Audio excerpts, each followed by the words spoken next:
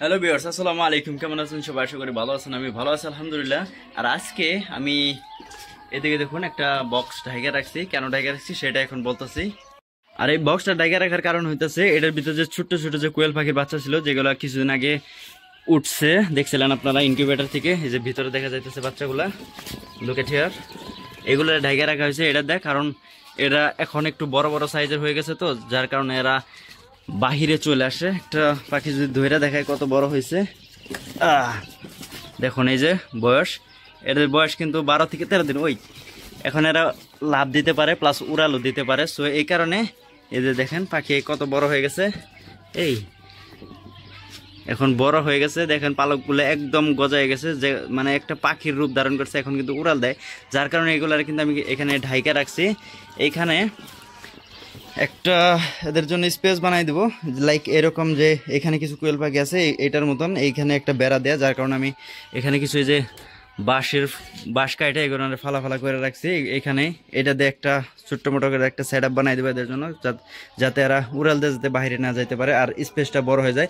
কারণ এখন পাখিগুলো অনেক বড় হয়ে গেছে, যার কারণে দেখেন ভিতরে কিন্তু পাখিটা কিন্তু ফুল হয়ে গেছে। এইদিকে দেখেন সবগুলো যদি দাঁড়ায় তাহলে দেখবেন যে জায়গা একদম ফুল হয়ে গেছে। সো এই কারণে এখানে একটু জায়গা, এই যে দেখতে পাচ্ছেন এখন এখানে কিছু ওই যে বাঁশ যে কাটে রাখছিলাম সেগুলো দিয়ে এরকম একটা বেড়া দিয়ে দিচ্ছি, ফেন্সিং লাইট।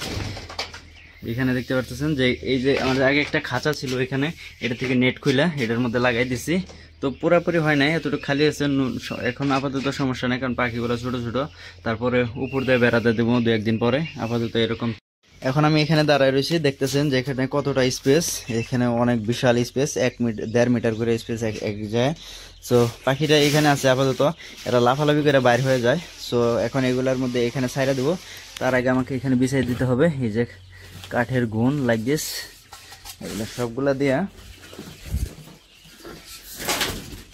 তারপরে এগুলো সব জায়গায় পুরো জায়গায় এরকম করে ছড়াই দেবো, যাতে পাখিদের ঠান্ডা না লাগে আর পায়খানা যাতে এগুলোর মধ্যে পয়রা যেন শুকিয়ে যায়। আমি দেখছি ধানের তুষের থেকে কাঠের গুণে অনেক বেশি ভালো, মানে করে আর কি, পানি শুকায়। কাঠ ওইখানে আগে ওইগুলোর মধ্যে আমি দিতাম হইতেছে ধানের কুড়া। সো ওইগুলার থেকে কাঠের গুণ ভালো কাজ করে। একদম পুরো জায়গায় ভালোভাবে এইভাবে ছড়াই দিতেছি, যাতে পাখিরা যাতে ভালোভাবে এখানে মানে শুয়ে থাকে। এখানে কিন্তু পাখিদের জন্য কিন্তু বিশাল একটা স্পেস বানাই দিচ্ছে। আর এই যে হাতে একটা পাখি, ও কিন্তু এমনি এমনি উড়াল দিয়ে কিন্তু এখানে উঠছিল। সো ওরা দিয়ে শুরু করি ফার্স্ট টাইম। বিসমিল্লাহ। যা 1, এখানে গুনে গুনে রাখতেছি 2, 3, 4, 5, 6, 7, 8, 9, 10, 11, 12। ও পাখি একটা উড়াল দিয়ে ওইখানে চলে গেছে। লুক এট দিস, কোন জায়গায় লুকাইলো যায়। এই যে এখানে, এই ভিতরে ঢুকিস না, আল্লাহ, খাঁচার ভিতরে ঢুকে গেছে। সমস্যা নাই, ধরে ফেলছি। এই হইতেছে পাখি, ও কিন্তু উড়াল দিয়ে কিন্তু ওইখানে চলে গেছিল। সো এটা ধরে নিয়ে এসছি। যা যা ভিতরে যা। 51, 52, 53, 54, 55। এখানে তো 56টা পাখি ছিল, 55টা কেন? আরেকটা হয়তো কোথাও উড়াল দিয়ে চলে গেছে, ওটা ধরে নিয়ে এখানে। এখানে দেখতেছেন যে গুনে গুনে এখানে 56টা বাচ্চা কিন্তু আমি এখানে সাইডে দিছি। আর এটার মধ্যে একটা খাবার, আর এটার মধ্যে পানি। আমি জানি না অ্যাকচুয়ালি এটার মধ্যে খাবার খাইতে পারবে কিনা, কারণ সবসময় তাদেরকে নিচের মধ্যে খাবার দিয়েছি। তারপর আমি আজকের জন্য নিচে একটা পেপার বিছাই যায়, এটার মধ্যে আমি খাবার দিয়ে দেবো, কারণ এটার মধ্যে খাবার এখন পর্যন্ত খাওয়া শিখে নাই। সো অনেক বড় স্পেস, আর 56টা বাচ্চা দেখতেই পারতেছেন। আগে কত ছোট জায়গায় ছিল আর এখন কত বড় জায়গায়, মাশাআল্লাহ।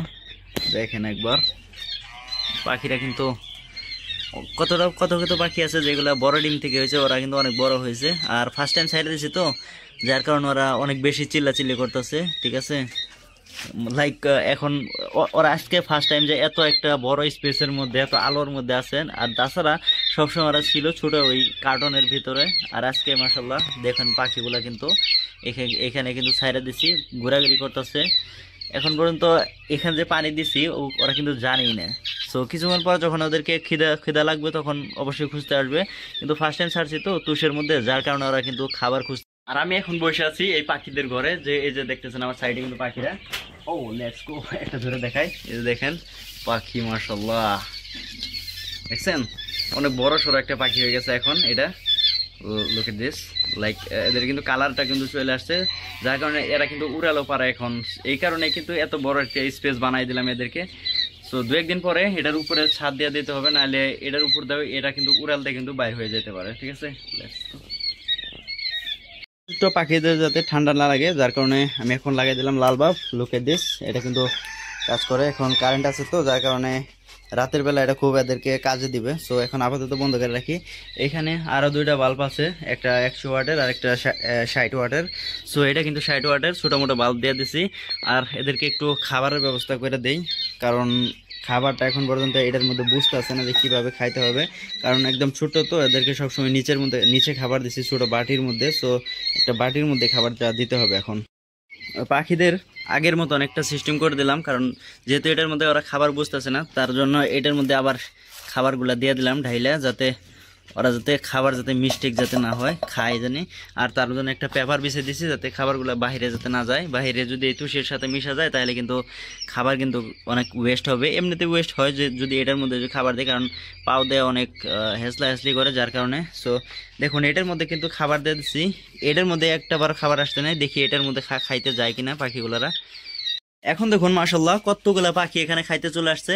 সবগুলা পাখি এখানে এসে খাইতে পছন্দ করতেছে, বাট এখানে একটা পাখিও নয়, কারণ আমি আই ডোন্ট নো, এটা হয়তো ওরা এখন পর্যন্ত খাইতে বুঝতেছে না। আশা করি 2-4-5 দিনের মধ্যে খাওয়া শিখে যাবে ইনশাল্লাহ, তখন এই পেপারটা উঠাই দেবো, এটার মধ্যে খাবার। আর এইভাবেই ছোট্ট ছোট্ট বাচ্চাগুলা কিন্তু বড় হয়ে যাইতেছে আশা করি। আর ইনশাল্লাহ আর 1 মাস কয়েকদিন পরে এ পাখি কিন্তু ডিমে চলে আসবে। আর জানি না এরা কতদিন বয়সে ডিম দেবে, কারণ আমি জীবনে প্রথমবার। আর এদের এখন একটা কাজ বাকি রয়েছে, সেটা হইতেছে ভ্যাকসিনেশন। এদের একটা রানী ক্ষেতের ভ্যাকসিন দিয়ে দেবো ইনশাল্লাহ, ভ্যাকসিনটা খাওয়াই দেবো। ওইটা খাওয়াই দেওয়ার পরে কিন্তু এদের কিন্তু কমপ্লিট ভ্যাকসিন। আর যদি কেউ যদি বেশি সুস্থ রাখতে চায় তাহলে আরও ভ্যাকসিন আছে, যেগুলো গাম্বুরুর ভ্যাকসিন আছে, লাইক আরও রানীক্ষেতের ভ্যাকসিন দেয়, ফার্স্ট ডোজ সেকেন্ড ডোজ এরকম ভ্যাকসিন দেয়। সো আমি একটা ভ্যাকসিন আপাতত দিব, দেওয়ার পরে যদি দেখি যে ভালো থাকলো, না থাকলে আবার ভ্যাকসিন দিয়ে দেবো ইনশাল্লাহ। আর আজকের মতো ভিডিওটা এখানে এন্ড করতেছি। সো ভালো থাকবেন, সুস্থ থাকবেন, টাটা বাই বাই, আল্লাহ হাফেজ, দেখা হচ্ছে নেক্সট ভিডিওতে।